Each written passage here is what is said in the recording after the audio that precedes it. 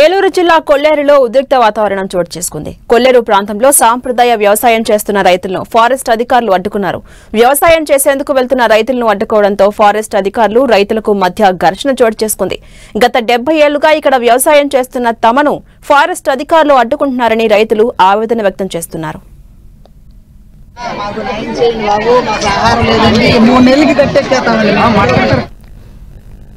ఇదే అంశంపై కొల్లేరు నుంచి మా ప్రతినిధి శ్రీనివాస్ అందిస్తారు.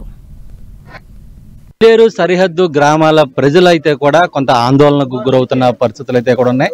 ఈ ప్రాంతంలో ఉన్న రైతులని తమ పొలాల్లోకి సాగు చేసుకునేందుకు వెళ్లేందుకు పొలాల్లోకి వెళ్లేందుకు వారినంతా కూడా అటవీ శాఖ అధికారులు అయితే కూడా అడ్డుకోవడంతో ఈ రోజు కొంత ఉద్రిక్త వాతావరణం అయితే కూడా నెలకొని ఉందని చెప్పుకోవచ్చు. గ్రామస్తులు అంటే సరిహద్దుకు సంబంధించి ఆ ప్రాంతాల్లో ఉన్నటువంటి గ్రామాలకు సంబంధించి అనేక మంది ప్రజలంతా కూడా అటవీ శాఖ అధికారులు ఎవరిస్తున్న తీరుపైన ఆగ్రహం వ్యక్తం చేస్తూ ఆందోళనకు దిగిన పరిస్థితి అయితే ఉంది. ఈ నేపథ్యంలోనే అటు అటవీ శాఖ అధికారులకు గ్రామస్తులకు సంబంధించి కూడా కొంత తోపులాట్లు కూడా జరిగిన సందర్భం అయితే కూడా ఈ సందర్భంలోనే స్థానికంగా ఉన్నటువంటి రైతులంతా కూడా కొంత గాయాలైన పరిస్థితులు కూడా ఉన్నాయి. కొల్లేరు సరిహద్దు గ్రామాలకు సంబంధించి వ్యవసాయం చేసుకునేటువంటి రైతుల్ని అటు అటవీ శాఖ అధికారులు ఎందుకు అడ్డుకుంటున్నారు? ప్రస్తుతం మనతో సొసైటీకి సంబంధించిన నాయకులు ఉన్నారు. సరే, ఏంటి అసలు మీ ప్రాబ్లం ఏంటి? ఎందుకు మిమ్మల్ని అడ్డుకుంటున్నారు? అదేండి, వాళ్ళు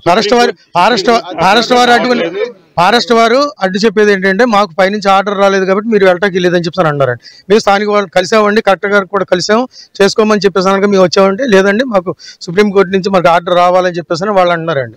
అదే ప్రకారంగా ఆపడం జరుగుతుందండి. సరే, మేమైతే మాత్రం ఈ నెలాఖరికి వ్యవసాయం చేసుకోకపోతే మాత్రం మళ్ళీ ఇంకా వ్యవసాయం చేసుకోలేమండి. ఇది మేము చేసుకునేదంటే 3 నెలలు అండి వ్యవసాయం.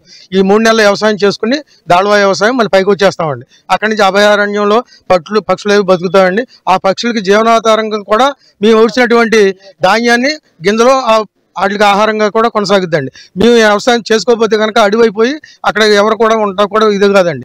ఎంతమంది రైతులు ఉంటారు మొత్తం అంతా ఇలా సమస్య ఎదుర్కొన్న? 1500 రైతులు ఉన్నాడు వ్యవసాయదారులు. జనాభా అయితే ఈ 3 మండలాల్లో 1,00,000 జనాభా ఉన్నామండి. ప్రస్తుతానికి అయితే 1500 మంది వ్యవసాయదారులు ఉన్నామండి. ఇప్పుడు ప్రస్తుతానికి వ్యవసాయం చేసుకుంటాం, తలకొక ఎకరం కాడికి సాగు చేసుకుంటాం.